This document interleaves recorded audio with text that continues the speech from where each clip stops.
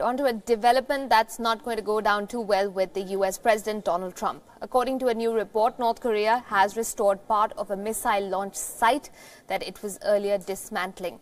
A recent briefing by South Korea's spy agency noted that North Korea has started restoring structures at its Sohae satellite launching station. The North had previously started to dismantle the rail-mounted transfer building on the launch pad along with the engine test stand last year. But based on commercial satellite imagery, efforts to rebuild these structures started sometime between 16th February and 2nd March. Two support cranes are visible on the launch pad, new walls appear to have been erected and a new roof added. At the engine test stand, it appears that the engine support structure is being reassembled. Two cranes are present and construction material is visible as well. The news comes a day after days after a second summit on denuclearization was held between Trump and North Korean leader Kim Jong Un, this one in Hanoi. Differences had arisen between the two leaders on how far North Korea was willing to limit its nuclear program and the degree of the US's willingness to ease sanctions. Now, Trump had said that the North Korean leader had promised that a major missile engine testing site would be destroyed very soon. Trump did not identify the site, but according to government sources, he was referring to the very same site that Kim Jong Un appears to be rebuilding.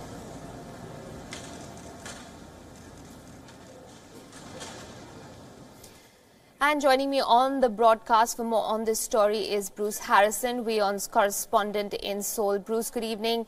Is this a definite signal that the North is skeptical of the negotiations with the United States? Well, not necessarily.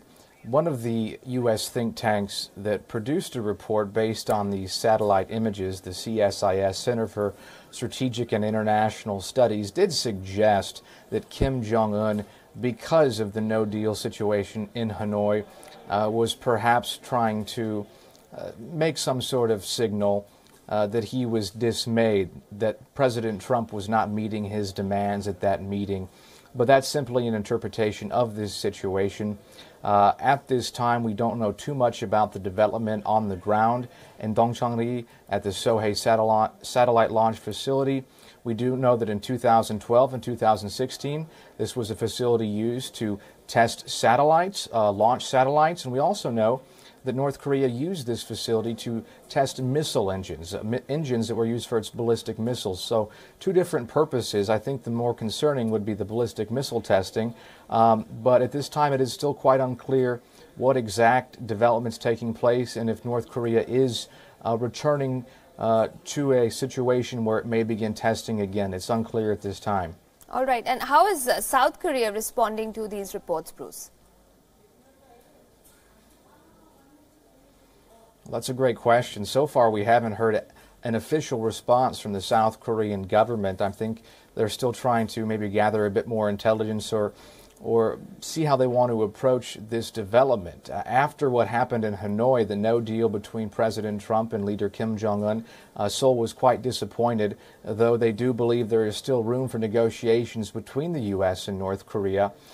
If we go back to 2018 and look at all the developments throughout the year, the peace talks last year, Seoul maintained a consistent optimism even when there was hiccups in the process.